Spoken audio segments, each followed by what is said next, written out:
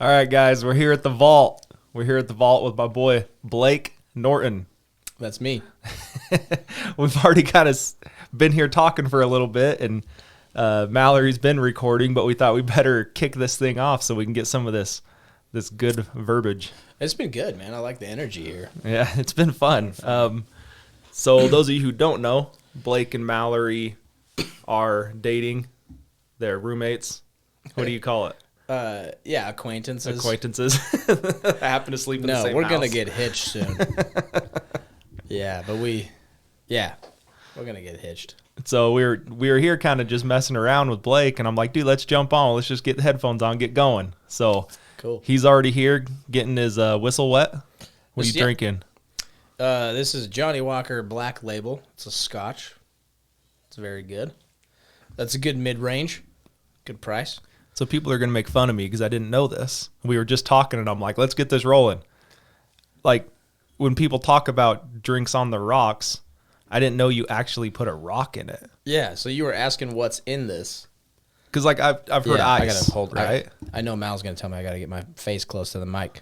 But, so on the rocks is, like, actually because in Scotland, from what I understand, I might be totally wrong, but they used, like, river rocks that were chilled. You just literally pull a stone out of the like, oh, that's a great rock there, lad. And you just put it in the drink, and it just chills it. So, but it doesn't dilute the drink with water, because an ice cube will eventually melt, and then it's the balance is all wrong and everything. So if you want to get really snobby, like I try to be, sure, you put some river rock. Your nerd snob going on. Yes, nerd snob. Yeah, dude. Well, my great grandpa that I'm named after. So my middle name's O'Neill. O'Neill. So where O'Neill comes from. Yeah, you're Irish, Scottish. He owned a bar in Wyoming for years and years and years and years. And he's probably rolling in his grave right now, not knowing that I didn't know that. I bet he knows that. Oh yeah. Oh, the stone thing. Yeah. Yeah, I guess it's worked, but it's a comeback with like a vengeance, like it's a thing. Mainly now. Driven by the hipster community. Sure. Like they love their finely distilled and small batch whiskeys, and what do you call it? Like all the breweries and stuff. There's like a dozen breweries in Salt Lake that have popped up since I don't know, 5 years ago. And they all got rocks. Yeah, well, beer's different, but like it's like that hipster movement. So what do you call it when you make a whiskey? Just like a distillery. Distillery? Yeah, so brewery and distillery. But yeah, and what's funny is that whiskey, I didn't know this either until I started getting into it, but whiskey with a KY is like Irish, Scottish. It's like, that's Scottish. But if you spell whiskey with a KEY, that's like Tennessee whiskey. That's American. Really? Yeah, and you can see that it's crazy. And I might have gotten that wrong, too. I've had a few. We're going to get fact-checked on here, man. Fact-checked, dude. Everyone's going to be like, you guys don't know what you're talking about. Yeah, that guy's an idiot. All three of our viewers are going to be like, you guys suck. Yeah. What are we talking about today? I know we can go over a bunch of things. We kind of mentioned some conspiracy stuff. Ooh. I'm a closet conspiracy theorist. Like, a lot of people don't know that about me. Dude, I'm like abrasively passionate about conspiracy stuff. So I'm sure we'll touch on that. I'm not in the closet, yeah. But yeah. Well, let's just dive in. Cool. Where are you at? Bring something up, dude, and we'll roll. Let me ask you a question. Okay. What's like the most, what just pulls at you? What gnaws at you? If you were like sleeping, or like you're trying to sleep, but you can't, like what's on your mind about in the realm of conspiracies? Well, I think the first thing I want to touch on, people talk about conspiracy theories, right? Yeah. So there's conspiracy theory, and then there's a conspiracy. Yes. That is two different things. To actually conspire. Yeah. Right. So people are like, well, that's a conspiracy. And I'm like, well, no, duh. Yeah. Like, yeah. I guess you don't understand the difference between the two. Yes. A theory is something that is not proven, right, but might have some substantial evidence. Like even gravity is still a scientific theory. Like we just don't know everything about gravity, so it's still a theory. I guess some people could argue that too, but like, fact check us. Yeah, the scientists I follow, or the science religion that I worship, right? Because that's what it's turned into. Yeah. That's what they say. You're like, at B. Norton, you got something to say. Yeah, at me, y'all. I don't even know what my Instagram handle is. It's something like that. Yeah. But I think, well, I don't know. I've we're like, I don't know, 13, 14 episodes in now. And Really, that many? yeah, I think so. Dude, that's awesome. And I've always steered away from politics and COVID and, you know, everything that's going on right now. Sure. So maybe we just jump into some of that. Sure, if you want. I'll take the blame for it. Yeah, okay. Like this whack job got on my forced me. podcast and just went totally abrasive. I mean, just because of your beard, I know you could take me, so I'm not going to. No, I'm not gonna. It's all subjective, too. We can talk about that. Well, and people that are not on video, I feel like I've got a pretty decent beard. I mean, I've had a beard for No, you do. 6-7 years probably. Yeah. Dude, your beard, come on. But it's out of control right now. Your beard is dope. Oh, thanks, dude. But I don't do so anything, jealous. so I can't really like take that. It's just like it just happens. So maybe I need to stop oiling it every day and singing it to sleep. I don't know. I have no idea. It's all genetic, you know. But yeah, do what you want. I mean, if you oil it, if you sing it to sleep like that, do it. It's a beard. Yours is still great. Well, so you know, we went hunting this morning. A little off topic. yeah. And so this morning, it's my routine. I'm half asleep, right? I'm like in the shower. I'm deodorant. I'm brushing my teeth. Yeah. And then I go and I oil my beard and I brush my beard. And I had like the oil in my hand. And I was like just about to squirt it on my, like in the bottle. And I just about squirted it on my hand. What scent was it? Pine needle, I believe. Oh, okay. So And were so you in the pines? Well, so this is the thing. I was like, maybe this would be okay. But I didn't know. And I'm like, is there like a scrub oak scent? Yeah. Right? You're like, wait, sagebrush. Yeah. What were you hunting today, by the way? Just buck, just deer. Oh, okay, right on. Yeah, with muzzle loader open today. Oh, that's right. Yep. Yeah, And, that's awesome. And so, you're like, I was maybe- getting ready to throw it on my hand, and I'm like, I guess I shouldn't do this because if I don't get it, you know, if I put this on and I don't get a buck, I'm gonna be like, they caught my scent. Yeah, and then you'll be thinking, was it that? Yeah. For the rest, so now you know. I mean, it's it can't not be that, anything yeah. else. I'm full camo, right? I'm all stealthy. Yeah, and then when you miss, you're like, boom, and just miss. You can blame it on I'm the like, cover oh, scent, this you know. freaking oil's messing me my up. beard oil. Dude, that's awesome. You paused. I did. What? Just And I'm pause. like, I think I had like one eye shut, like I was half asleep. And I was like, wait, I can't do this. No. Well, that's cool. You had the wherewithal that early in the morning. Pause. Most people don't. Yeah. At 4:30 in the morning. I'm going on, I don't know how many hours that is now. Oh yeah. Yeah. It's we're I late. can't do math. No, I can't. I'm not It's a gonna lot. try. Yeah, We're long day. 18 You're hours, not kidding when you said 17, long 18 day. hours. So when you came back from the hunt, did you go right back to work then? Yeah, so we Yeah. drove in about 12:30. I went straight home, changed, and went straight to the store. Yeah. And then I you came straight here. Yeah. So- Luckily, we had some pizza on hand. Oh my gosh. Mallory's like, you hungry? I'm like, you have no idea. I was like, we had Yeah. so mine and Justin, I'll tell the story because it'll embarrass him. Do it. I don't So- even know Justin, but do it. Yeah, so my ride or die, Justin. And so we went out, and a long time ago we were hunting, and I'm sure we were hunting deer because we were driving up through getting to the backside of Zion. Oh yeah. And we stopped at a Maverick on the way out, and it was 4 a.m, whatever Which it is was. Adventure's first stop. Maybe they could sponsor the Yeah, podcast. hashtag Maverick. and we went in and we're like, oh, let's grab something to eat real quick. Yeah. And I mean, if you're from Utah, you know Maverick because totally. they're on every corner, but they're always like breakfast burritos. They got some you know, good I stuff. mean, everything. What'd you go with today? What'd you get? Well, so that day we went in, and the only thing on the shelf was parfaits. And so, and Justin's, I mean, I'm 6'1", 250, and Justin's 6'6". Okay. And so we're like these two dudes rolling into Maverick at 4 a.m, full camo. Yeah. And we're like, can we get these 2 parfaits? And so it's like this running joke between us. Yeah. So today we stop at Maverick on the way out. We've fueled up the Razor, and then he ran. I put fuel in the Razor. He ran in and grabbed Monsters. Yeah. And he comes out with 2 Monsters and 2 parfaits. Yeah, just as a running joke. That's good. Tradition is important, especially on a hunt. You know, you don't want to change anything. You're like, maybe that. Yeah. So parfait at 4 or probably 5 in the morning, and a bag of chips on the way home. Oh, there you go. And now then- some pizzas. So. And then we just crushed some pizza. But I didn't get brownies. Blake got brownies. I didn't. yeah, So. those are. She tends to hide them. You got to know the Yeah, you spot. gotta know the spot. Okay, so back to conspiracy. Yeah, sorry. So this is what bothers me the most about all of the government and everything going on right now. Sure. Masks. They bother me so much. Yeah. Masks and COVID. Is it because they mat your beard down like mine? Oh, dude, that drives me That's crazy. one. Oh my gosh. Yeah, that's on the list. So, but well, let me tell you, like, it's not even masks. We'll go another subcategory from masks. Yeah. Forcing kids to wear masks Is weird. bothers me. Why? Why? Or not why it bothers you, but Like, why does that do they- dig at me? Why? No. Why do they force Oh, it? why are they force it? Yeah. Well, yeah, who knows? I think it's a conditioning. Okay. Like why? Why would you? A kid is like really impressionable, right? Sure. I think like in our day and age, it's like you never miss work. Like you go into work.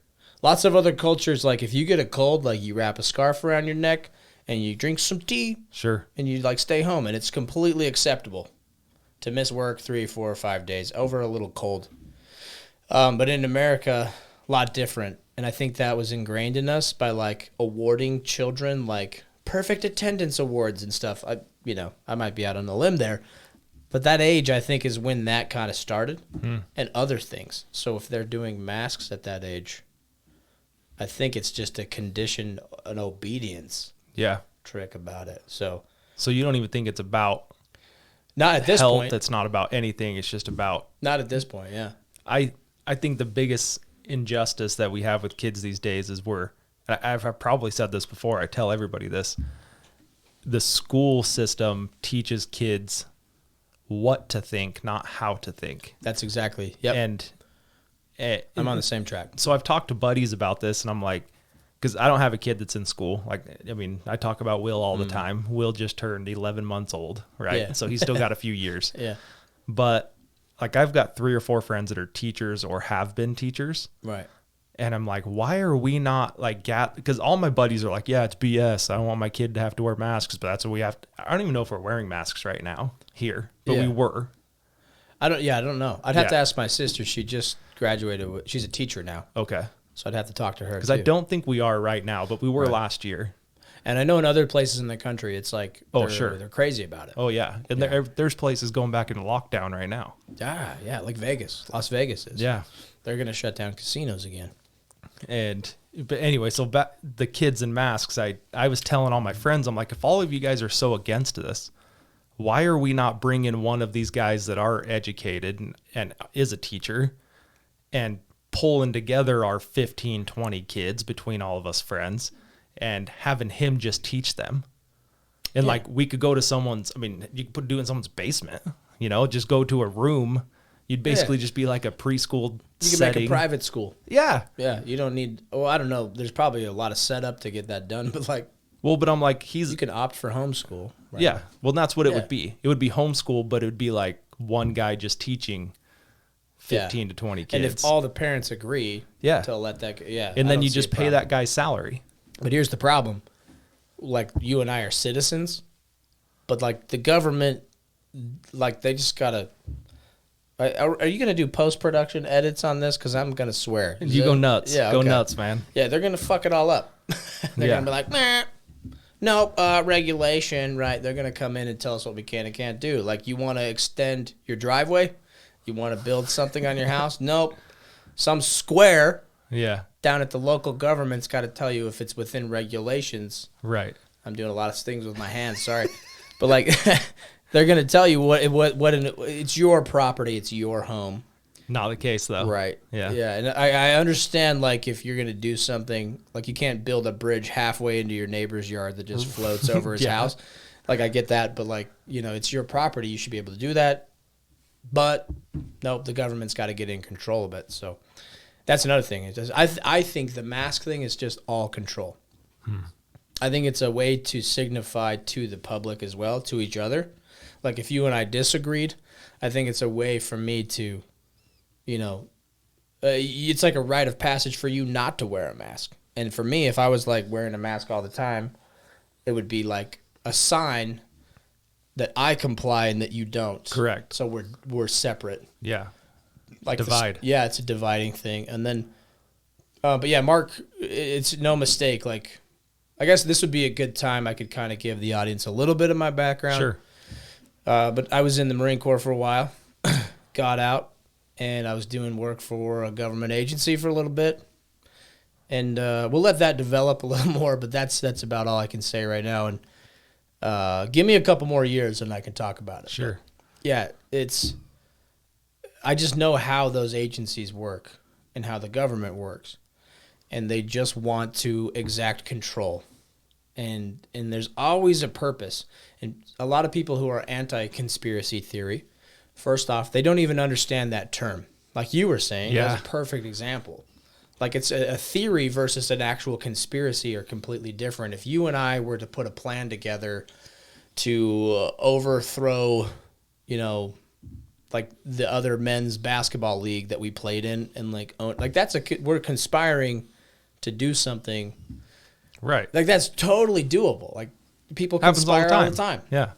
But a conspiracy theory, that term conspiracy theorist was coined by the CIA and pushed in propaganda. Like, I'm telling you, like controlling the media, controlling how we think, using Hollywood, using Disney, using all these things to condition the minds of the public has been going ESPN. on. Yep. Sports, everything. Commercials. And like now it's self-propelling. It's got enough going. It just happens. Because why? Oh, that's just how you market. Oh, that's just what they told me in school. Well, dude, there was a commercial I saw the other day, and they weren't wearing masks. And I don't remember what it was, some department store or something. They were not wearing masks. And there was a little header, or I guess a footer, a thing at the bottom, and it was like, this was recorded before COVID mandates. Okay. And I was like, what? Why does that matter? I was like, now how many things do you have to go put that on? Yeah. Because now they got to be compliant. And then, it's like, hey, this wasn't happening when we shot this commercial. Yeah. This wasn't a thing yet. And we're too cheap to reshoot it. Yeah, dude, I couldn't believe it when I saw it. Yeah. I just thought, you're just trying to cross your T's, man. Yeah. And like that's how they do it. Now it's just normal. It's self-propelling, right? It just goes. But that term was coined back when Kennedy got assassinated. That's when it really started taking traction. So if somebody thought they were like, somebody thought, hey, this is really fishy. Our president got assassinated, and they offered this Oswald guy. By the way, he was a Marine. I don't know, a lot of people don't know, but he trained on the same shooting range that all the Marines on the West Coast train at. And they tell you that. When you go Lee there? Harvey Oswald, they're like, Lee Harvey Oswald trained here, and he was a good shot. He offed the president. Jeez. So don't do this range disservice. They're like making jokes about it. Yeah. When I was at boot camp, at least. But anyway, that's when that started, was the term conspiracy theorist. And now it's like, it has a sour taste in people's mouth because people think you're putting on a tinfoil hat and you're waiting for aliens to come down and you're doing all this weird stuff. So that's where that comes from, that term. So they combined it, a theory, because a theory is something that's unproven, right? Yeah. And someone who conspires is usually somebody shifty. I don't know. Yeah. Very, very wordsmithed, I think. Like they put a lot of thought into that and then pushed it out. And it's all propaganda. Boom. Unconventional warfare just being pushed, dumped on us. What's the end game, though? What's the point? Why? Dude, that's the one that keeps me up at night. When I was asking you earlier, I was like, what is the thing? I mean, you go through like the election, you go through the Trump stuff, you go through Biden getting in, you go through the mail-in ballots, you go through COVID, all this stuff. And I'm like, okay, I can see a lot of holes in this, and I believe different things. But I'm like, but why? Like, what's the point? Exactly. And that's where you lose a lot of people because if you can't see the whole picture, like, imagine you're looking at a puzzle, but you can only see like a portion of the puzzle. And then pieces are missing of that puzzle. So you're like, what the hell is this? You're like, is that a foot? Is that a leg? You turn it sideways. Is this a giraffe? You're like, I have no clue. What is this? But if you zoom out and think bigger picture, then you can kind of see stuff. And not to say that I have, because I still don't know what the hell's going on, but I've definitely rubbed some shoulders with people. So just to give you an example, and then I want to go back in time. Like, if this was a time machine, I would dial this back to like 1947. So before I dial that shit back, I bumped into a guy, well, not bumped into him. I was working closely with a guy with 20 years of experience with a 3-letter agency. And we were on about a 6-hour car ride in the same vehicle, like 4 of us. And I said something dumb and naive because I'm the new guy and I'm like 23. You're not even fully developed. No, yeah, I'm just like a, certified, like, I don't know. I was going to say some off-color things there. I won't. But I was young and I just definitely didn't know what I was doing. And I said something about like, yeah, those stupid terrorists, like, yeah, whatever, like we'll get them. I said something dumb like, for lack of, we call it in the military, we call it motarded. Okay. You're motivationally retarded. You have to bleep that one out for YouTube. That they don't like the R word. So I was a motard, and I said something motarded, and they all just filleted me open, dude. Like and I said it was about 9/11, and they're like, listen, if you're gonna like work with people like us, if you're gonna do this, you have to understand that everybody knows it was an inside job. And I was like, what? And it shattered my like worldview in like one car ride. I was like, you got to be kidding me. And a lot of people in the military choose to like turn a blind eye to that because guess what? Military intelligence in the military is so isolated to fight war. It's like way over here. And then you have the CIA, NSA, DOD, you name it. There's like 10 of them. And there's stuff we don't even, there's more of them we don't even know. But like they're over here. They keep the military at an arm's length like at all times because the military has morals and a backbone for the most part, unless you're a general these days. We'll get into that. But anyway, it's interesting. I'm getting way off topic here. But so that was my first experience, like just getting my world rocked, right? And I was like, what? But yeah, like I'm off topic here. But we're going to dial you're gonna back. Go time machine. We're going to time machine. Yeah. So back in like 1947, Roswell, New Mexico was nothing significant until an alien craft landed there. And I say it matter-of-factly because I've just had some experiences, nothing directly crazy, but like meeting people who I trust fully, looking me dead in the eye with more conviction than your local bishop bearing his testimony over the pulpit, like, tell me these things. So really it was kind of like, it shook me. Sure. But so 47, I think, is when this started to happen. World War II is when this started to happen. And we became a superpower pretty much overnight in the scope of things. And Eisenhower in the 50s, we'll fast forward a little bit, his exit office speech was like chilling. You can go back and watch it on YouTube. And he says, a military-industrial complex has kind of taken the reins of America, and they're going for your freedoms. And this is Eisenhower. He could have talked about anything, right? He could have talked about all the stuff he did during World War II and everything he's done for the country. That's his time to kind of recap on his presidency. He didn't say a word about that. He just warned the American public about the attempt and this like subterfuge that is happening within our own government called the military-industrial complex. And it's these mega corporations combined with the power of military and also them producing tanks, bullets, guns, everything that pulled America out of the Great Depression. They're in charge, and they have been since the 40s, and maybe even further on in the past, further behind, back, forward, behind, back, forward, back. Behind. Yeah, sorry, time travel, Gets confusing. Yeah, so that's when that really starts getting interesting.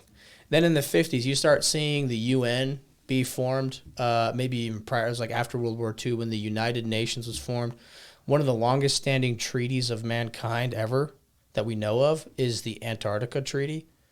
And like there's just a lot of things, a lot of conspiracies, like it's like playing ping pong. And these conspiracies, you'll get it and that boink, and it bounces right back to Antarctica. Like Antarctica is the Forrest Gump wall that he's training on. Yeah. So Antarctica is interesting. A lot of that shit popped off 47, 50s. It's closely tied to UFOs. So even if we're going to talk about, the Russian collusion today, like you can pull that thread like a lunatic if you want, because I've done it. I've been at that level of lunacy, and I've gone all the way back, and I'm like, oh my gosh, aliens are involved, And then people think I'm a nut job, because of the conditioning that society has had to take away our critical thinking. And that's where the term conspiracy theorist comes from. And it's just like, pff, hogwash. Yeah. You lunatic. Crazy. You crazy. You actually think for yourself. Middle fingers to you, you know? You think for yourself. Yeah, and that's what it's done. Think about our whole education in elementary school. It's all conditioning. We literally think America is like the best ever. And it is in a lot of ways, but it's not in a lot of ways because the corruption is seeped in. But anyway, I've been talking for a while. Well, I've wondered that too. I'll just pick up where you ended off. You think, like, I think about going to other countries and what's in their textbooks. You know, like you think about the U.S.'s history, although it's not even that long, you know, like our history is not that, we haven't been a country 200 years, just over 200 years. Yeah. Right.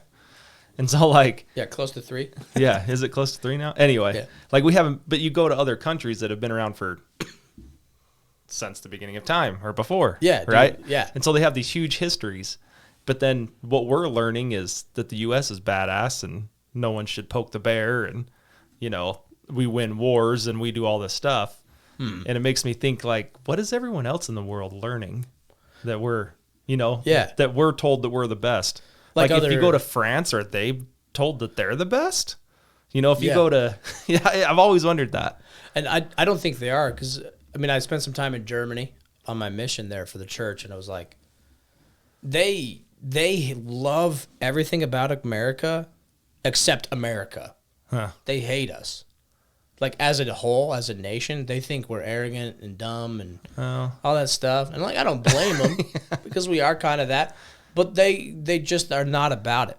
And, like, a lot of Americans, we come in, and, like I was. Yeah. I'm 19. I just got out of the Marine Corps and then put on, I got in my contract to go serve a religious deferment for the Church of Jesus Christ of Latter-day Saints. Got it in paper. So I did my training, did my religious service, and went back right into finish my military contract. I didn't even know you could do that. Yeah, and I guess the recruiters know how to do it in Utah because of all the LDS people. Yeah. So it worked out. But when I was over there, I was like, again, motarded, right? It just is such a fitting word. But I was very, very, very, very, very outspokenly American, and it offended a lot of people over there, which made me do it more. Yeah. Because I'm, dumb. 19. But yeah, that's a good point. It's like, what do they think? What's the history they taught? Because usually, tradition or history would say the winner of the war gets to write the history. Like, that's just how it is. Yeah, true. Whoever wins gets to write it. But yeah, we do have a puffed up and inflated idea of what America is.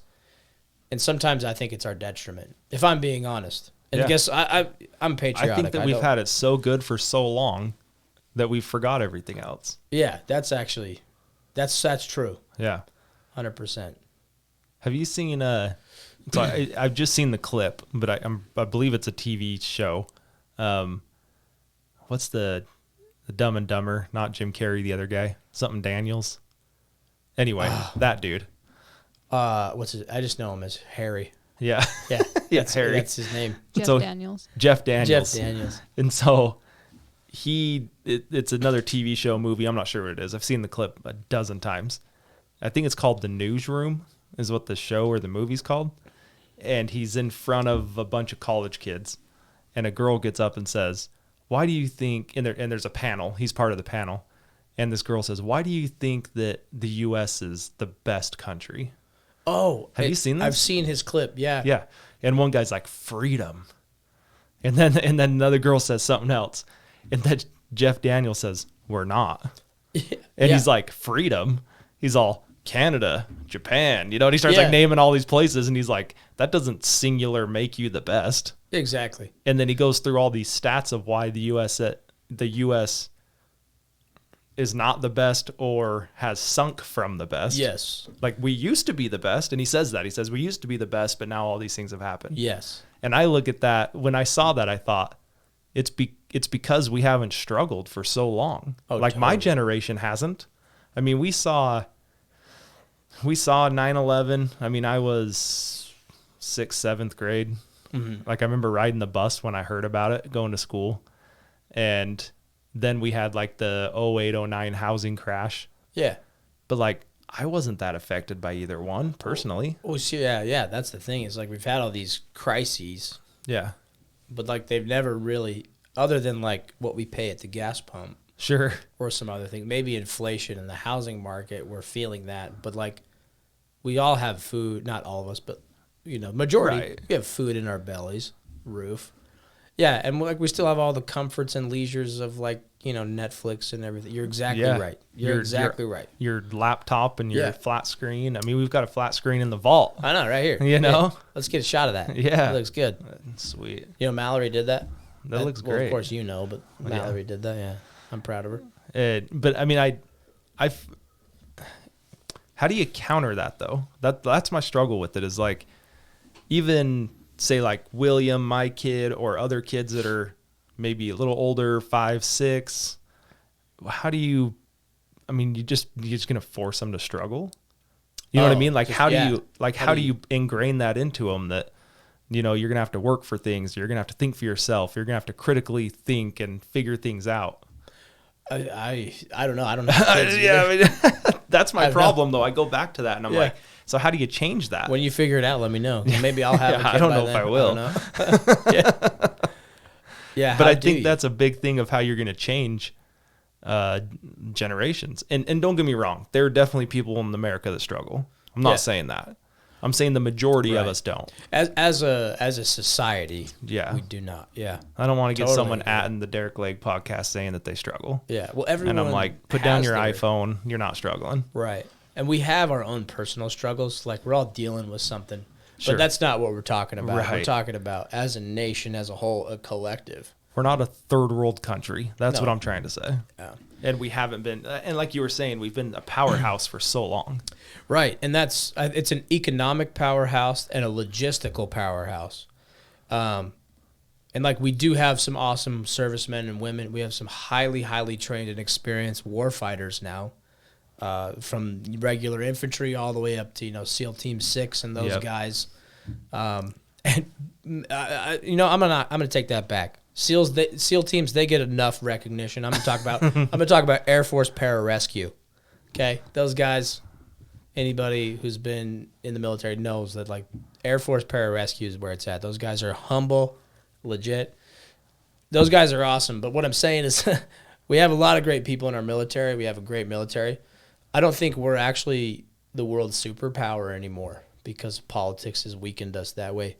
I think it's China, by design, all the way back. I'm talking about that little time travel trip we just did, Yep. 47, 50s. That military industrial complex has sunk its claws in. It's almost, they're pushing for a one world order is what it is. So they can control all nations. And we don't need a superpower. It's just a super planet, Yeah. you know? I mean, I've thought about, here's your theory. Think about this last year and a half and the things that have trickled down to what we're dealing with right now. Yeah. And how many ships that we have sitting off of harbors that can't get unloaded. Yep. Where are they all coming from? Oh, yeah, you're talking about the manufactured inflation. Yeah. Yeah. And so when all of this hit, I wasn't that into it, but I was unaware of how much we relied on China for imported goods. Yes. As far as, really anything, let's be honest, really Yeah. anything, but even like medication, Yep. some food.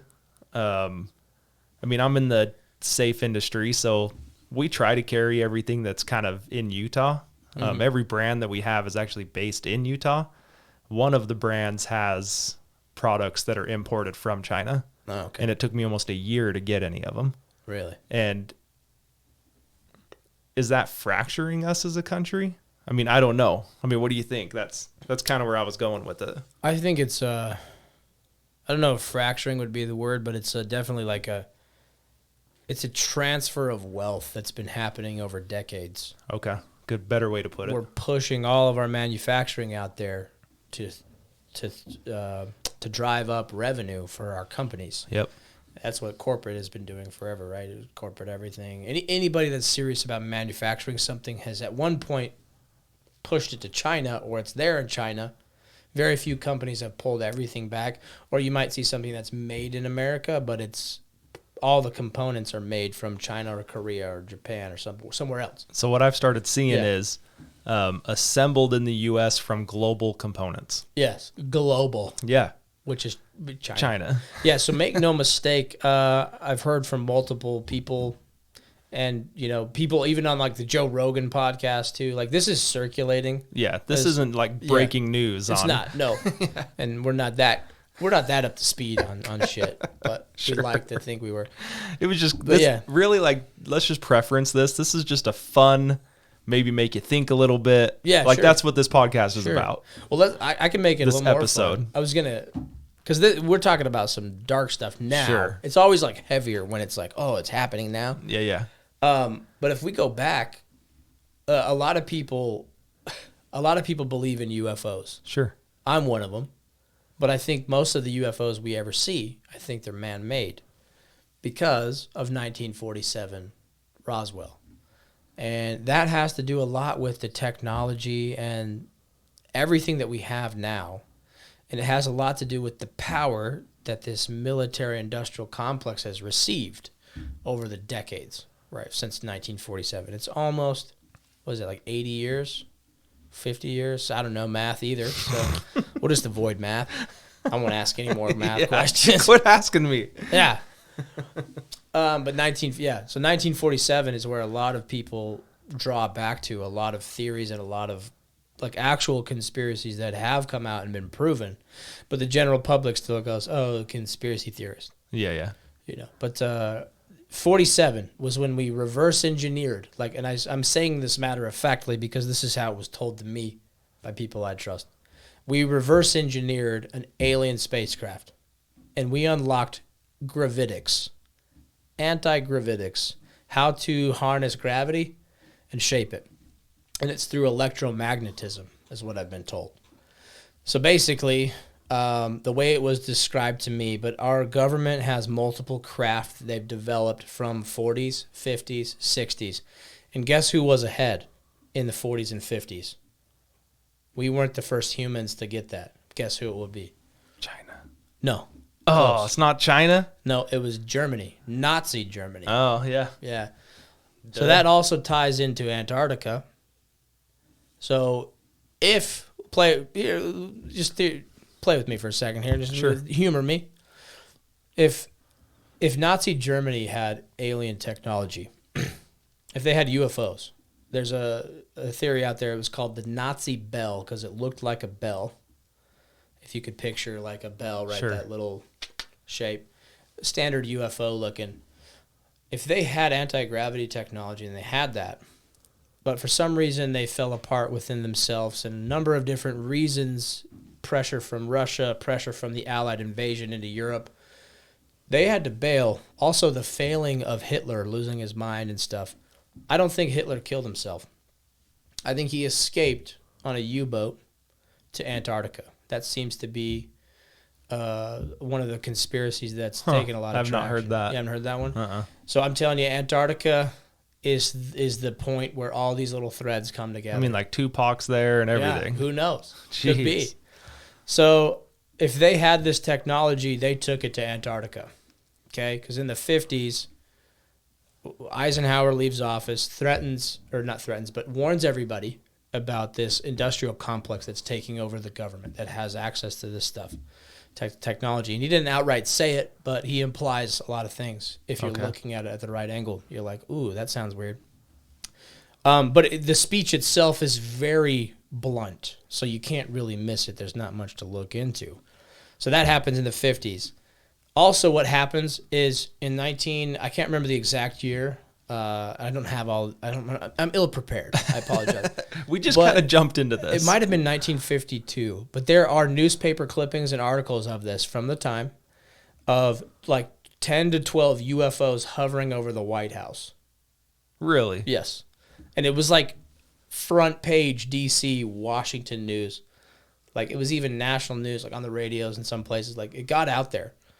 So a lot of people are this is where it gets a theory because we don't know, but like the theory is that A year prior, Admiral Richard Byrd went down to Antarctica with a full battle group. Navy, and Admiral Richard E. Byrd, by the way, is a highly decorated naval officer. I think he even has the Medal of Honor. If I'm mistaken, it is a high, like probably a Navy cross. Like, decorated war hero. Like, you know the advertisement with the Dos Equis man, who's like the most interesting man in the world? Like, that was him. Okay. He was like one of the last true explorers, like climbed Everest, did all this stuff. He was the first person to fly over the North Pole and the South Pole. Huh. And he's like this decorated military guy. His career's on the line and everything. And he comes out publicly and says that the Earth is hollow. And he flew over the North Pole and saw a hole. And he flew over the South Pole and he saw a hole. And so he led this expedition, for scientific reasons. That seems to be the theme with Antarctica, by the way, for science. But he led a full battle group down there. And they got their asses kicked by penguins. But they came back with their tail between their legs running. They lost a ship and like 300 men. And people on their deathbed, like 60 years later, their journals were found. There's two of them. I think one was a verbal, like him telling his kids, and one was a journal, or it might be the same. But anyway, there's two records. Yeah, two records of it, and it might be just one guy saying two things. But anyway, he said that craft came out of the ocean and laser beamed their boats and blew them up. And after they were there for 3 months trying to establish like a base down there and do stuff, they just got their butts whooped. And they came back running. And then they just didn't really tell the media about it.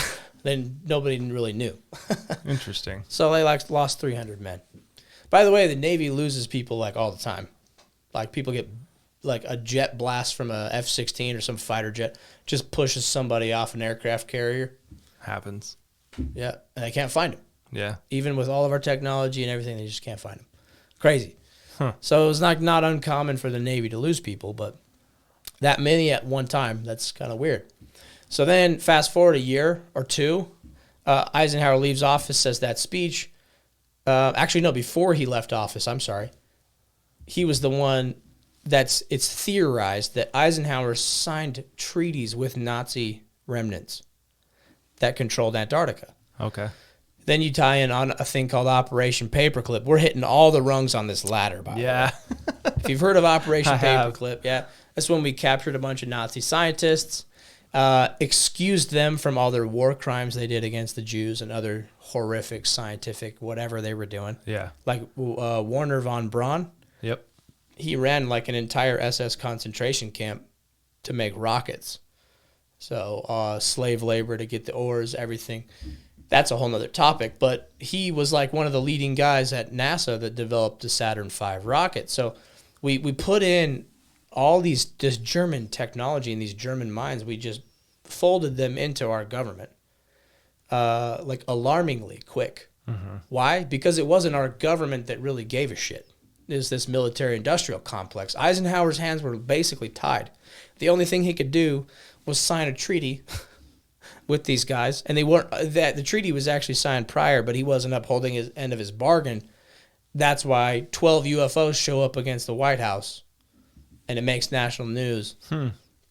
So a lot of people think we were forced by Nazi Germany. And, like, this is where I lose people all the time. They're like, no way, no, it can't be the Nazis. But if you look at it, it totally could be. So our government and this military-industrial complex was kind of hijacked by them or in cahoots with them somehow. That's what I think. But then if you look at that and then everything that's transpired from now or from then till now, the why becomes somewhat clearer. I don't know if there's a true why. I don't know what it is, but the formation of a secret space force was real. It happened.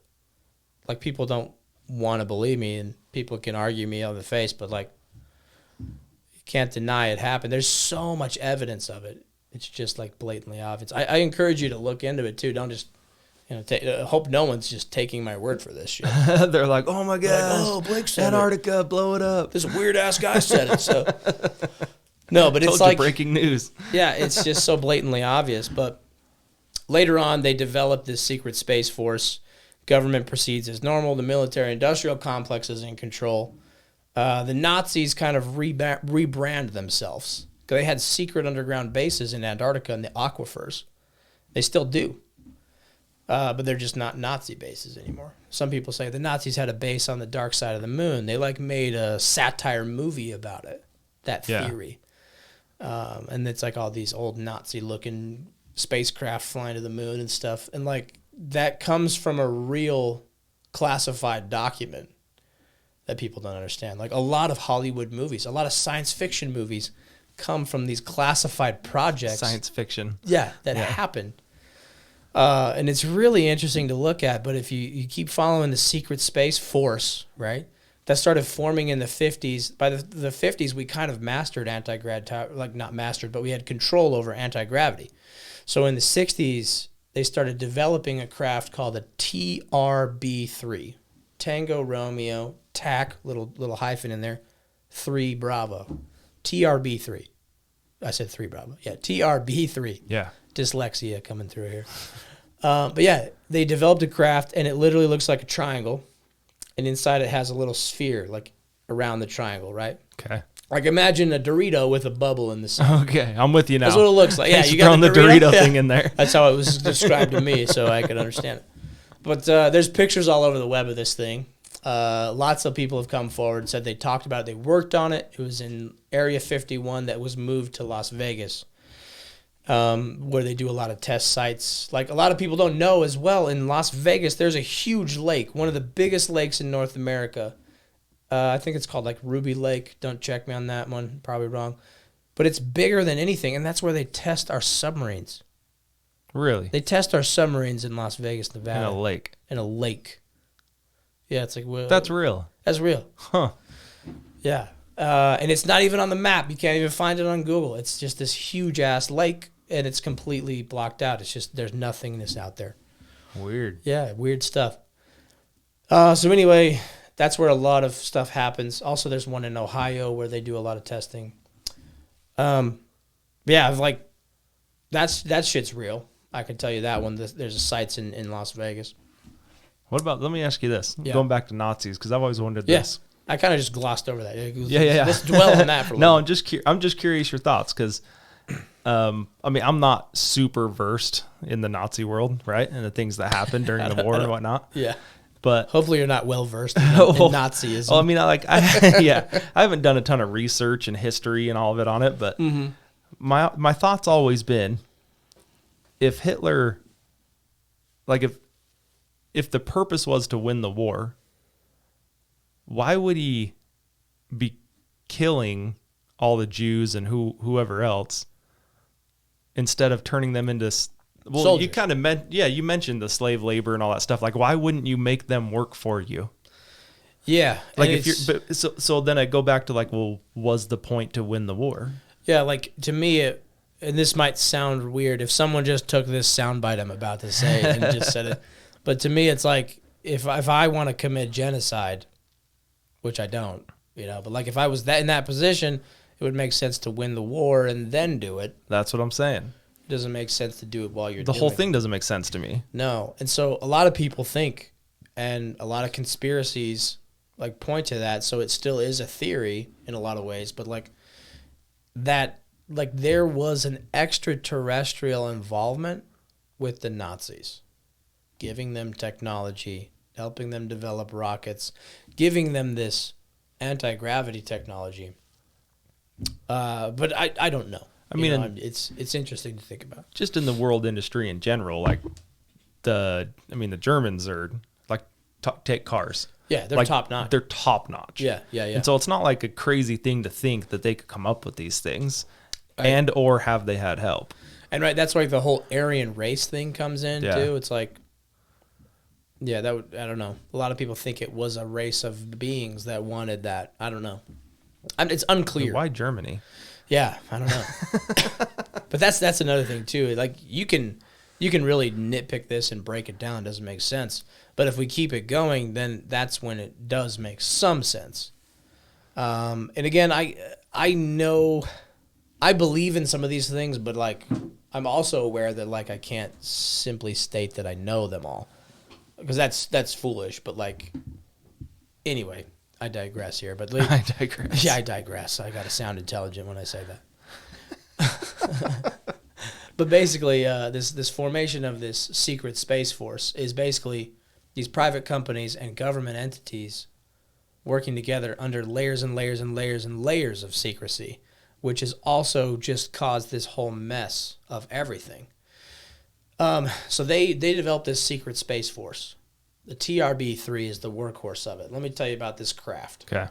Dorito with the bubble in the center, right? That's how it's described to me. This thing works on anti-gravity, so what they did is they got these two high-powered magnets, really big, like as big as this room, probably bigger, depending on the size of the craft, and they push them they push them together, so they're opposing each other. They're pushing away. They push them together as close as possible. I'm sure there's some measurement there, but I don't know it. And they spin them, so one clockwise, the other one counterclockwise, and it's in the center of this bubble.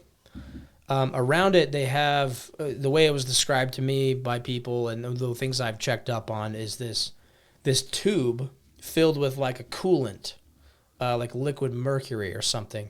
But this tube was made out of this alien material they found on the craft, and it's like strong enough to resist anything, but if you poke it with your finger or like with a pencil, you'll penetrate it.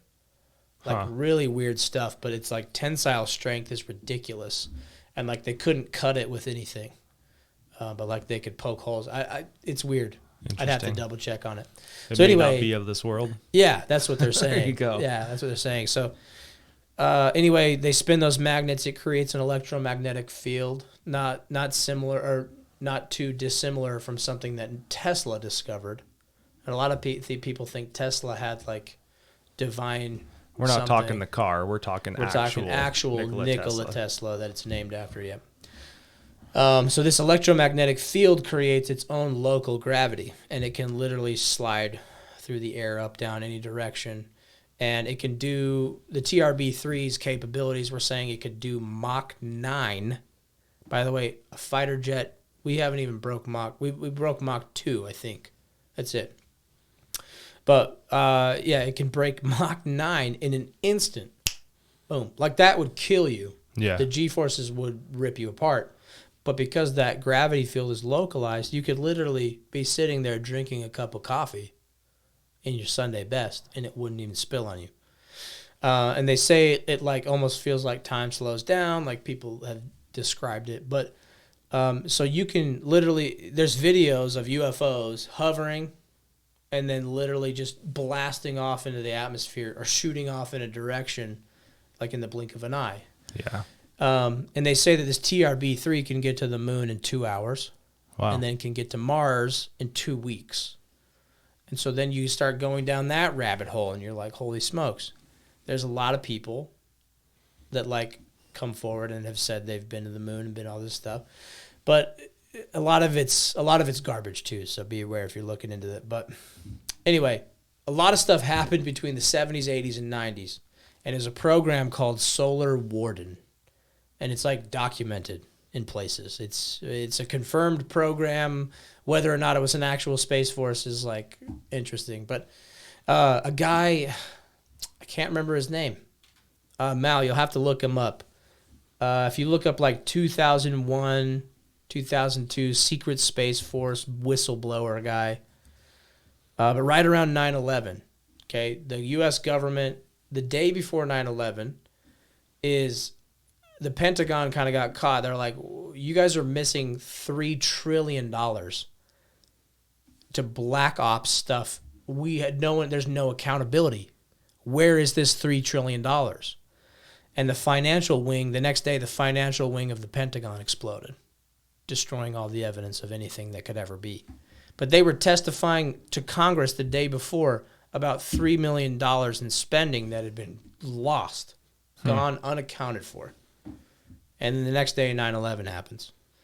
Also, the 9/11 theories, the way government agencies will hide stuff, or if a conspiracy theory that's actually a conspiracy, it's actually true, if it's gaining traction with the public, Then they do a misinformation campaign.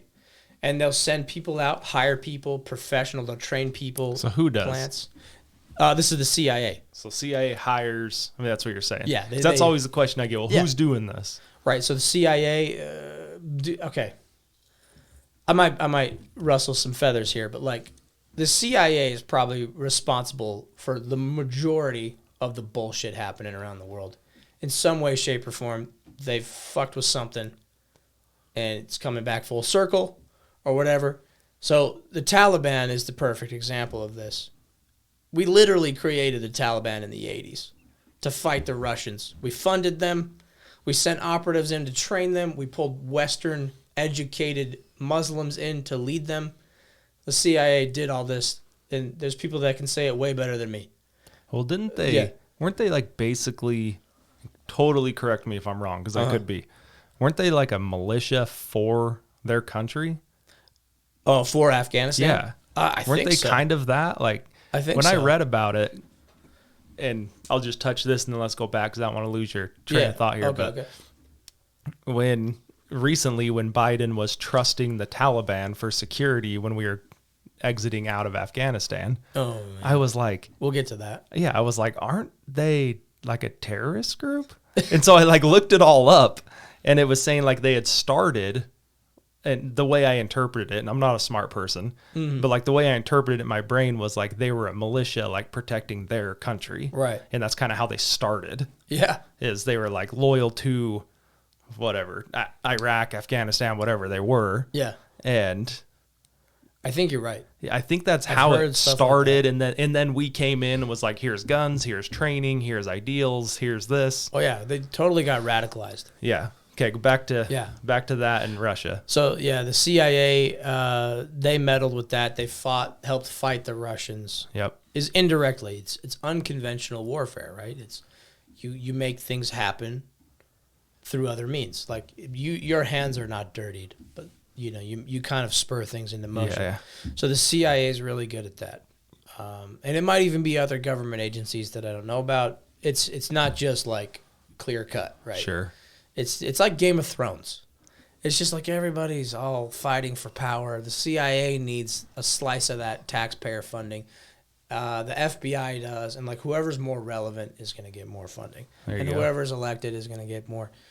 It gets real muddy real quick. But the CIA, they messed that up. They start a misinformation campaign about all this stuff is what I was getting at. So, did you, I don't know if you found that guy, but.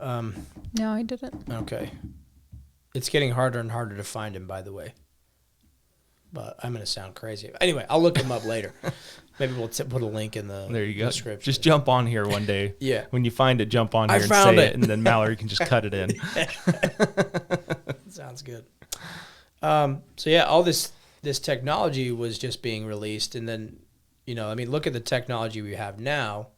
It's just being released to the American public and to the world really in just fragments. So have you ever heard the saying like, oh well, whatever technology we have, the military has. They're 20 years ahead of us. I mean, I've told people that. Yeah. I'm like, if you don't think we have the technology to have electric cars or whatever, like you're crazy. Absolutely. So that was like, people said that in the 50s, and we have electric cars. I just mean. Yeah. Okay, sorry. I get what you're saying. Yeah. I can just see people being like, dumbass, have you ever heard of this? Tesla, you heard of Prius? Sorry, go ahead. So yeah, the people were saying that back in the 50s, and now here we are in 2020. Yeah. So yeah, that curve, it's an exponential curve. I'm sorry to tell everybody, but what they had in the 50s, it might have been 20 years ahead of what we had in the 50s. But now it's not 20 years. The technology our government has is probably 200 to 300 years more advanced than what we have now. And I say that with such emphasis because people don't understand the level of control that gives them. Right. I was going to say, and that's on purpose. To put the brakes on us. Yes. Yeah. And just to control. I mean, and so we're just being spoon-fed these little pieces of technology that enhance our lives and do better. But what do they also do? Give them more control. Yeah. Yeah, so a lot of these misinformation campaigns go out, and 9/11 is the perfect example. because some really fishy shit happened on 9/11, and we all fell for it to some degree. Some people didn't. I remember seeing like news people talk about it, or like, you know, videos of people talking about it when I was younger, when I was really like gung-ho to join the military. That was a huge reason why I joined. I was in 7th grade when it happened. Yeah, I was going to say, we're same age, I think. Yeah. So, yeah, we were 7th, 8th grade, right? Yeah. And then that was like, I still, like 10 years later, I was joining the Marines to do that because of that. Mm-hmm. So we all kind of fell for it, I think. And a lot of people think, there's no way. But there's a lot of misinformation campaigns about 9/11 because it actually started gaining traction. And it was such a huge event. They did the same tactic with Kennedy. There's a whole bunch of theories out there. But which one is true? If you convolute it, you can't find the truth. And you definitely can't distinguish what's false. It's just common. Like it's almost happening in our media now with almost every topic that comes up. Yeah. I've been waiting to kind of throw that in. Yeah. So like CNN, it's actually CIA. Hollywood isn't spelled HOLLY, wood. It's just CIA. In my mind. Yeah. They're the same fucking thing. Exactly the same fucking thing. They just serve the same purpose. Misinformation, propaganda, and control. That's what they serve. So 9/11, all these theories pop up. It was thermite. Oh, it's terrorists. All these, there's so many theories out there, I can't even count them. Yeah. But the ones that take traction are meant to distract you. So I found a lady, and she started getting a little more momentum in 2016. She's been shit on for a decade. So you go out of all those conspiracy threads, right? All those theories that are gaining traction. You look at them and you look at the net worth of those guys that are like the main pastor for this cultish theory. Mm-hmm. And you look at them and they all have high net worths, or they've come out on top, or they've been successful in some way. But I'm not interested in those guys. I want to find the person who's getting shit on the most. Yeah, not gaining financially from it. Getting the rug pulled out from under them, lawsuits, all sorts of shit. Jobs. Yeah, and here I am again, not providing anything useful. But I can't remember her name, but she wrote a book called Where Did the Towers Go? Mal, look that up. Yeah, Where Did the Towers Go? Written sometime after 9/11. In the last 20 years. I was about to say. Yeah, Where Did the Towers Go? And her life work. Judy D. Wood, thank you. If there's anything you glean from this podcast and my nonsensical jargon, just Judy D. Wood, Where Did the Towers Go? And she brings up some crazy, fascinating points about 9/11. And her ultimate theory is that an energy weapon from orbit turned the towers into dust. And when I say it like that, I might as well enroll into Hogwarts and go get a wand and do some spells. So wait, so are you saying that the planes didn't hit the building? They might have. Okay. Some people, there's a theory there saying that there's a hologram technology that made it look like it. Because how can an aluminum plane wing, like literally slice through steel girders and make an imprint? Like some people argue that. That's a good point, actually. Yeah, and like I don't know, like the velocity of it. Sure. I mean, I don't know. I've tried to make sense of it too, and I don't know if that's for sure. I'm not like bought into that, but like I'm open. Yeah. And that's the thing. That's how I am with all this stuff. Yeah. Like whether I believe it or not, I'm like, I'm more than willing to entertain it and listen. That's how I am too. I mean, I think what's dangerous though is I've been saying this stuff for so long, for like the past 8 years. I've been piecing my theory in my head together, that over time I start taking it as gospel. So I have to pull back on my own reins and be like, whoa, that's how you start a religion and a cult. I'm still just being open to this. Yeah, I got to be open. And then sometimes there's things that you want to believe, or you would prefer to believe, right, subconsciously. So okay, so why 9/11 though? Because wouldn't that have worked against them? If you, and people are saying it now, it's like if you could go. Sorry, Mal, I'm like way off the mic. I don't know if that's messing you up.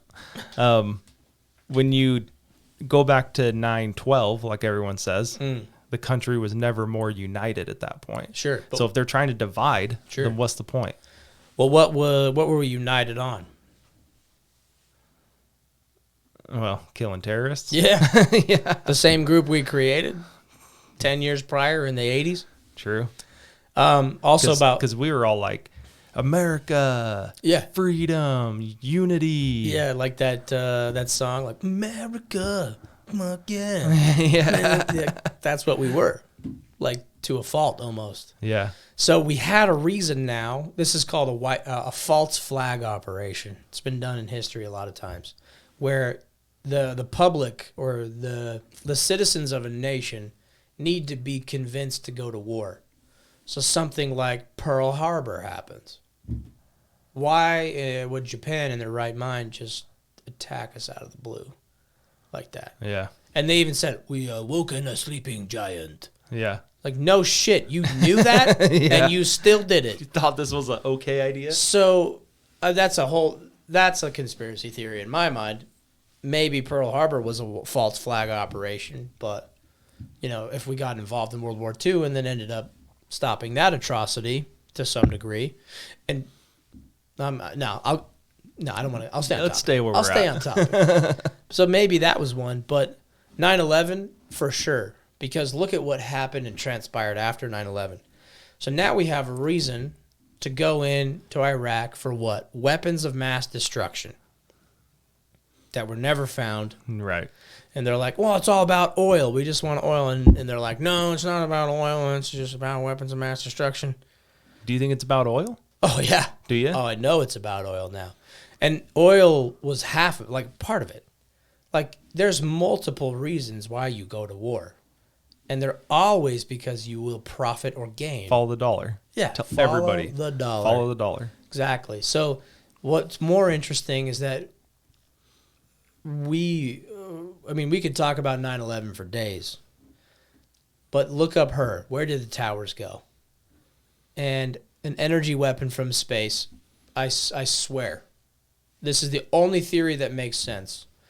And like I tend to think of myself as somewhat intelligent. Maybe if I'm lacking intelligence, I can critically think somewhat, right? You can still work your way through a problem. Yeah.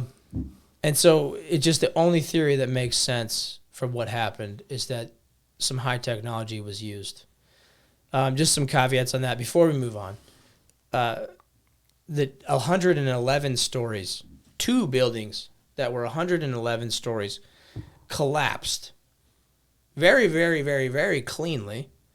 And they total that up to a certain tonnage of metal that's just astronomical. It's crazy. Like feat of engineering that we could build that, but it collapses and it's only 2 stories high, the rubble. 111 stories of steel, aluminum, an unfathomable amount of electrical piping. Think about all the metals and products, and because you deal in safes and you understand these components that have to be made, moved, shipped, transported. They're all they built this building with it. Everything, facilities, electrical, like hand sanitizer, plumbing, dispensers, you name it, staplers. How much aluminum? Like the whole building was just sheeted with aluminum sheets all the way up, 111 stories. And it collapsed. That should be a 20 to 25 story pile of rubble. That should be almost the same size as half the buildings surrounding it, but it collapsed at 2 stories high. So where'd it go? That's where she asked the question. Book, where did the towers go? There was a firefighter in the lobby of Building 1, I think, collapses. He thought he was dead. There's no way anyone's going to find him under that rubble. And then 10 minutes later, the dust clears, and he sees blue sky. From the lobby, saw blue sky. How does that work? Not to mention, she brings up all the fact that there was like 3 or 4 other World Trade Center buildings that collapsed for no reason. And no one talks about them. The 2 main towers fell, but I think Building 5 and Building 7 went down too, like an hour later. And they were steaming, like like steam and dust was pouring out of them for hours. Well, how does that work? What is that? So she suggests that an energy weapon from orbit or from the air somehow was shooting an electromagnetic frequency. And there's a lot of science that backs this up. If you match the frequency of like this microphone arm, you could literally bend it and control it and do it. A lot of people think that's how the pyramids were made, was with sound frequencies. But anyway, there's literally like no aluminum in that whole rubble. And she shows video clips. I see where you're going. Yeah, she shows video clips of it in this. You can find it on YouTube of her presenting her book to a live audience. And she is horribly awkward. And she doesn't have any charisma. She has a little bit. A couple of her jokes land because people are so glued to her after she displays this. But she is not charismatic. She is not outgoing. But she's dedicated her whole life to this. She's not like another conspiracy theorist that's then meant to like, get people into their cult. Sure. So anyway.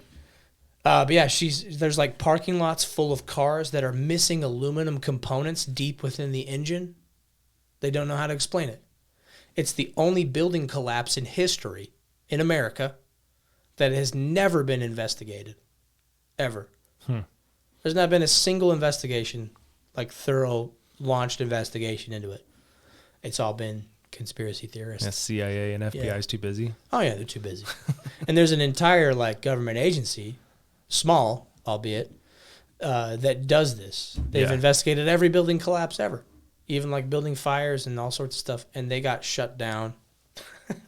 So all this stuff is happening, but that false flag operation, I strongly encourage everybody to go find that book. Where Did the Towers Go? Go read it. It's insane.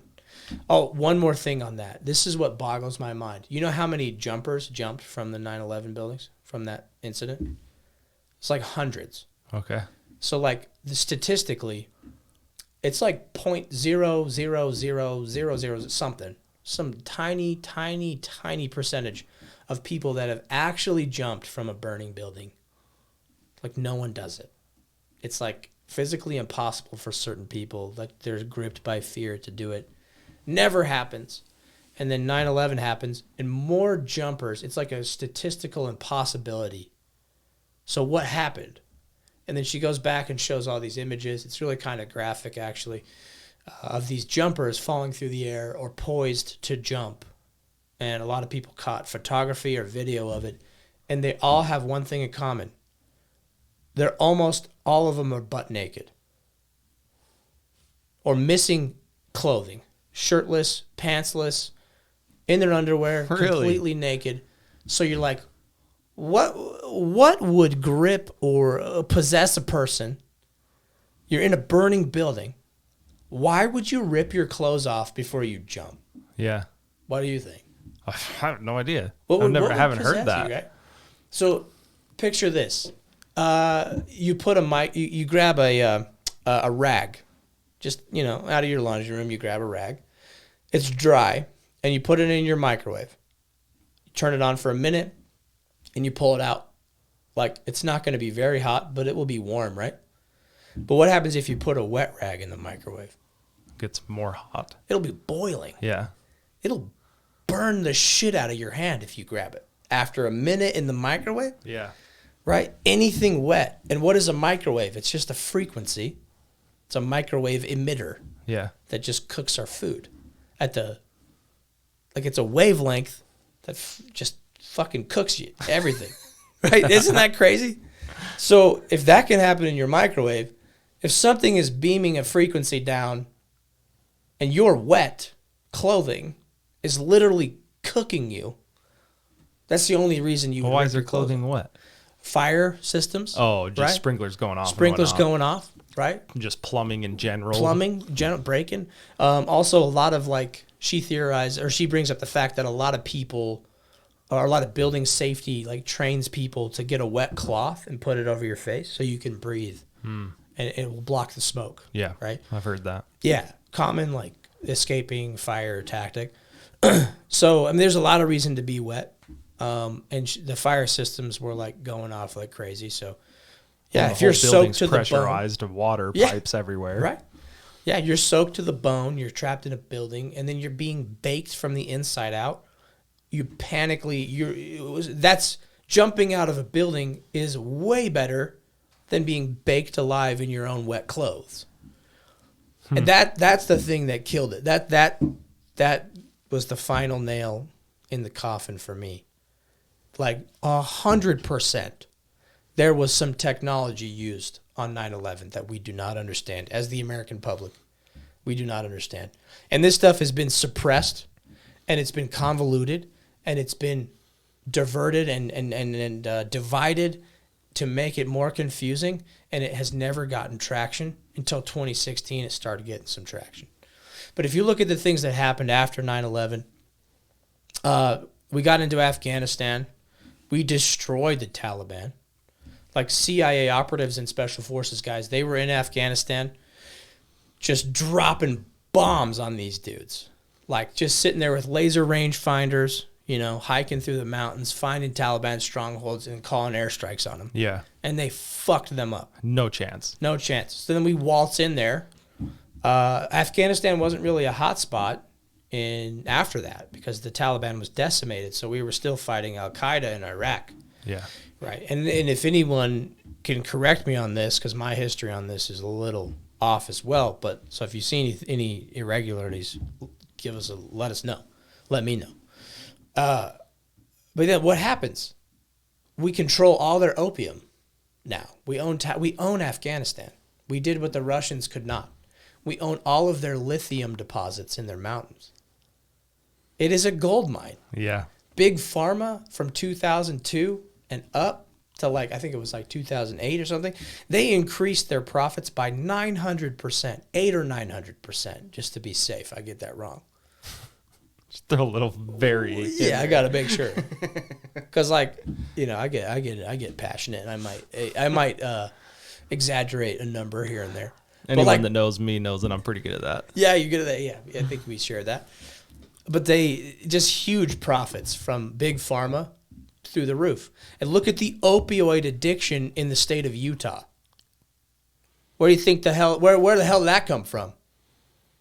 That come from fighting terrorism? You bet it did. I've heard stories of people not being able, in Afghanistan, they're soldiers, Marines, they're not able to call in airstrikes when a Taliban would hide in certain areas because of opium production. They couldn't, and it wasn't always like that, but at certain times, they were denied. Couldn't destroy the product. Yeah. And then on site, they were meant to burn all the black tar heroin they could see. Why? Because it was competition, But they still let Afghanistan just produce the whole world's opium. And the American pharmaceutical industry just pocketed all that. And I was saying this weeks ago when this whole Afghanistan thing, Joe Biden. Here we go. Gave. This is why I was smiling. Yeah.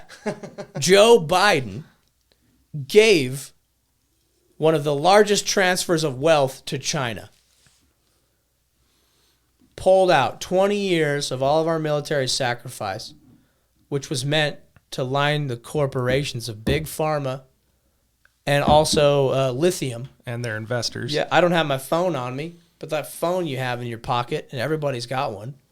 We didn't have lithium batteries 10 years ago. Lithium batteries was like a technology that was on the horizon. It was way out there. And then through mining in China, in Afghanistan, that's where a large portion of the world's lithium has come from. And it's enabled Apple and Samsung and anything else and Tesla and also the Prius.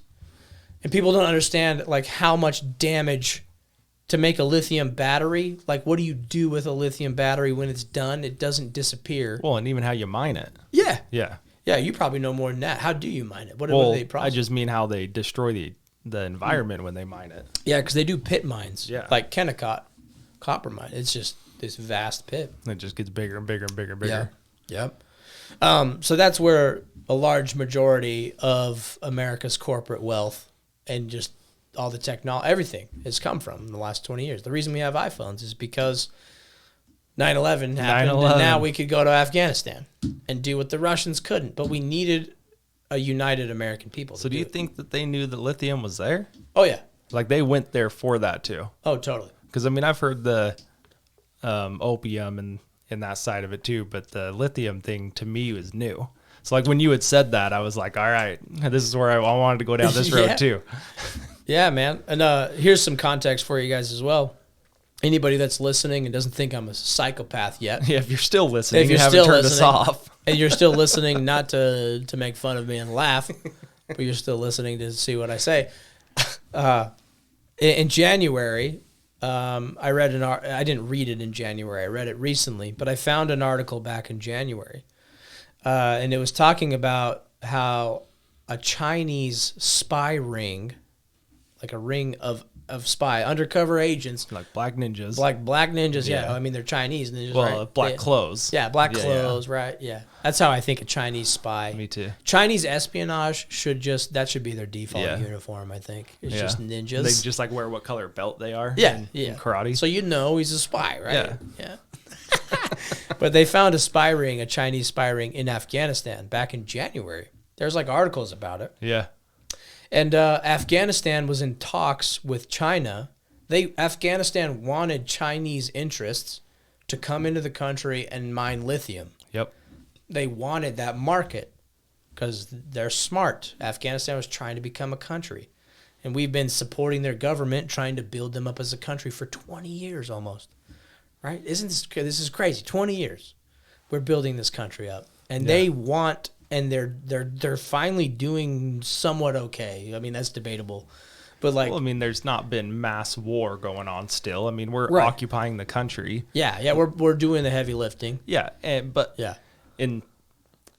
when they talked about we're having an active war and the forever war and all this stuff like they were talking about, it drove me nuts. I'm like, this is not a forever war. Like there hasn't been mass casualties for a while. I don't think there had been a casualty for 8 months. 9 months, something until like that. This happened.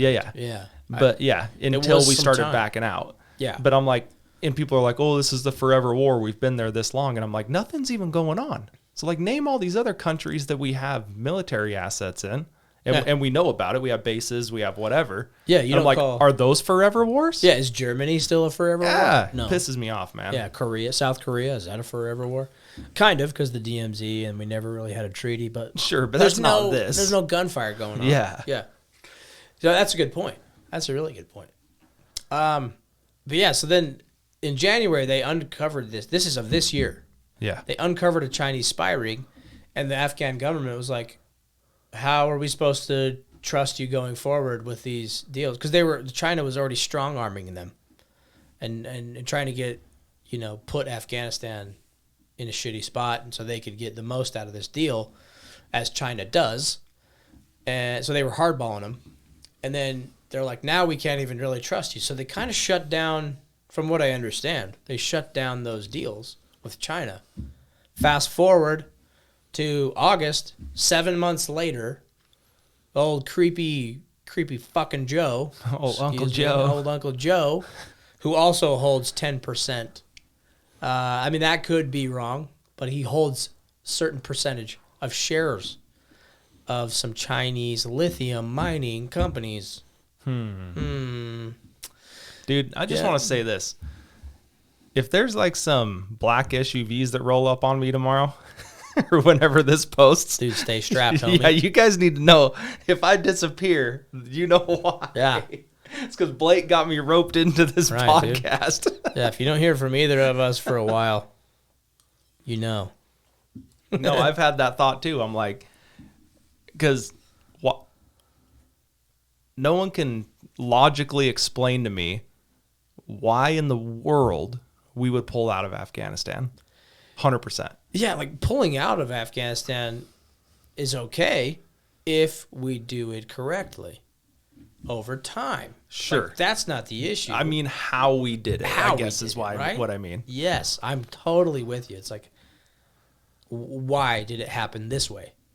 Because like the plan was to get out of Afghanistan eventually. Yeah, sure. Hopefully. Yeah, fingers crossed. But yeah, like it doesn't make any sense, right? to have the military. By the way, so many military protocols were broken from what I understand. Why would you leave fully functioning assets, tanks or whatever, I don't know exactly. Black Hawk helicopters. Yeah. Why would you leave that to the enemy? Why would you leave like gigabytes and terabytes of data, secure data that has personal information of everyone that's helped us? Why would you leave that to the Taliban? Yeah, Iraqi, Afghanistan. Interpreters, their families. Afghans? Citizens. Yeah, the Afghans. Afghans. Yeah. Why would you leave that? Where's the protocol in that? Like, there are certain SOPs, like standard operating procedures, that you do. There's operational security in the military. And, like, where the hell was that? Well, and then it's like Biden goes on and says, we're not going to rush it. We're going to do this the right way. Yeah, whatever his goofy ass tripping over himself terminology way he does it. But he talks about we're not going to rush this, and then he says, well, the Taliban's given us till the 30th to get out. I'm like, wait, what? And so that's what piqued me into this whole thing. I'm like, hold the phone. Like, they don't tell us what to do. Yeah, 20 years of not negotiating with terrorism. And now we're like letting them run security on our exit. Yeah, now they're in control. And he's literally saying, like, we're handing it over to them. Yes. So this is right now, because we're caught up a little bit in this timeline. We're a little more in the recent. So now, hopefully I did an okay job of painting how this is all connected. These people have been in control. When I say these people, I mean the military-industrial complex, the Illuminati, the world order. The world order, the secret combination, the cabal, whatever you want to call them. It has many names for the same thing. Their reach is far, and their grip is deep into this planet, into this world. And we're one of the last bastions in the way. And when I say we, I mean the American people. We're in the way. Well, you wouldn't attack us because we have more weapons than we do blades of grass. Yes. Right? Yeah, as the Japanese said. Yes. We would not go to the mainland because of that. They didn't want to fight us here. Sure. I don't think anybody does.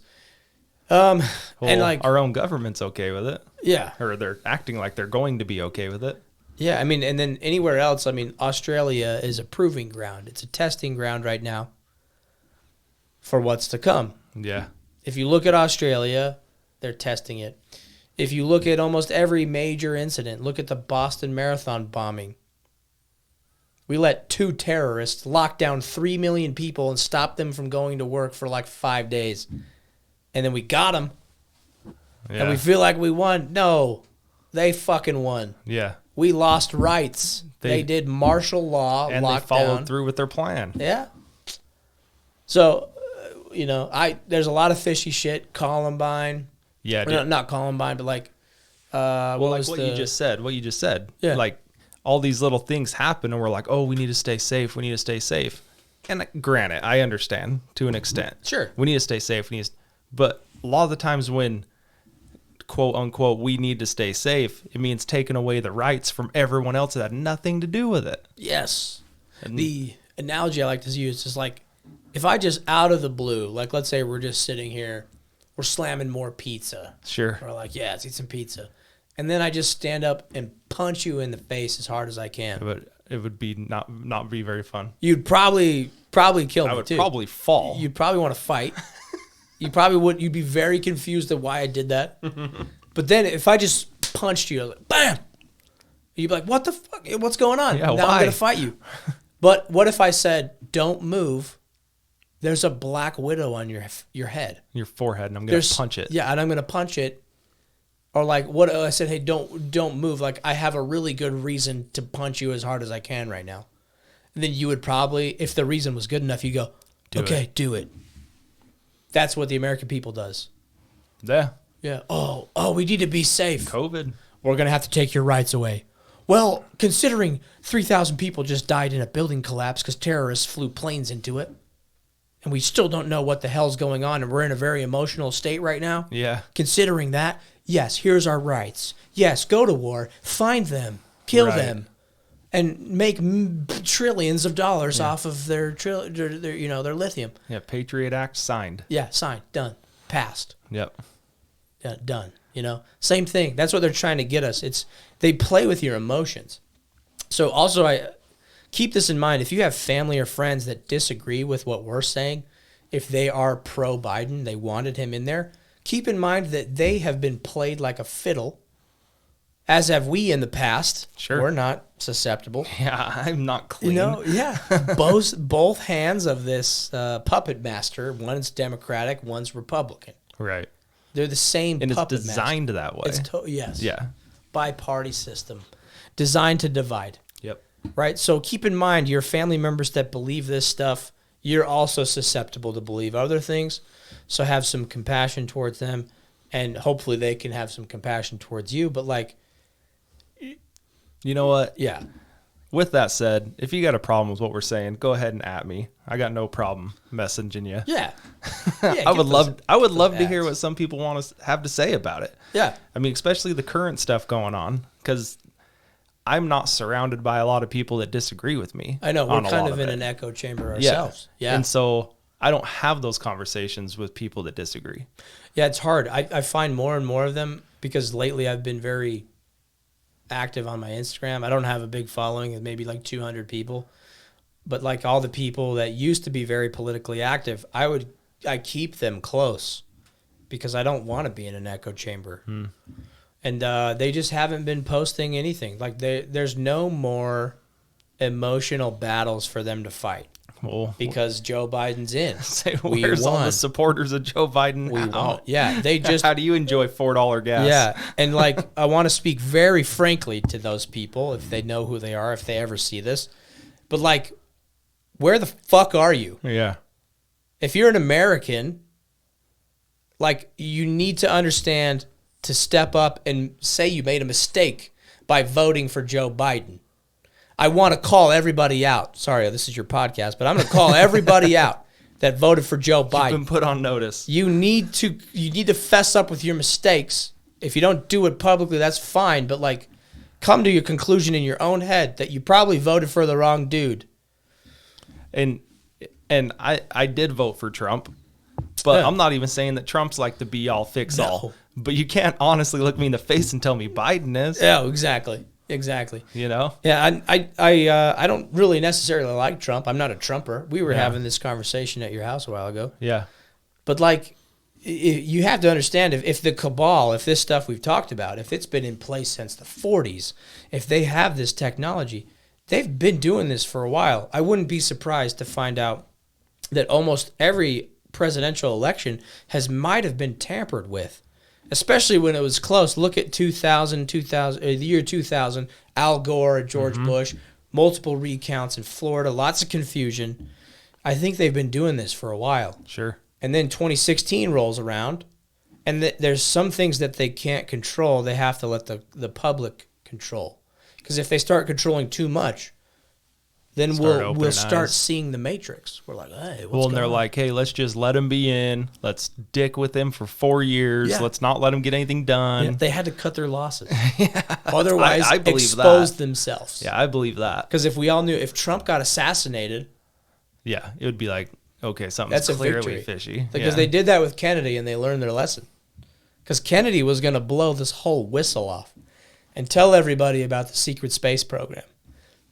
Like, we already were at the moon when we launched Neil Armstrong up there. We've already been there. Like, there's just overwhelming evidence. That's a whole nother topic. But, like, down and dirty version, boom, 47, secret technology, military-industrial complex, crony capitalism, people just, like, monopoly-owning corporations that feed this machine. Also, our taxes are ridiculous. Yeah. Unaccounted for. Like, we're getting taxed too much anyway. But it's just feeding this machine to develop, research and develop all these secret shit. And then when they kind of finally got called out on it, they blew up the Pentagon. Yeah. They hid the research right in front of our fucking faces. And now here we are wondering why Joe Biden would leave Afghanistan. Why? Because this military-industrial complex, the virus it is, has now moved over to China. And now they're riding fully on China. China is the world superpower and will be. Yeah. And now what I see happen, this might get a little dark here, but I think what's going to happen is the United States is going to collapse. That's the only that's just my logical conclusion. I think the states are going to secede from the Union, and then we're now back in like almost equivalent to feudal Japan, where we have these feudal states with their own militias. Yep. We're not a world power anymore. We haven't been a world power for like 20 years at least. But that's just my humble opinion. I'm glad I ran out of whiskey because I would have gotten a little more belligerent. I'm just wondering if that rock in there is still cold. Yeah. Dang, man. I mean, it's maybe. cold. Can you put like rocks in water? No, you could do it in anything. Mountain Dew? Yeah, why not, man? Shoot. Mountain Dew on the rocks. I'm gonna do that. Mallory, next week, Mountain Dew on the rocks. All right, I'll write it down. Yeah. Also, I'm not going to apologize, but I'm very passionate about this stuff. I hope you can see that, man. Yeah, well, like I said, this was meant to be like maybe start some conversations, maybe open some eyes, and if nothing less, to be entertaining. Yeah, hopefully it was entertaining. Yeah. And if not, it just makes a great science fiction movie. Yeah.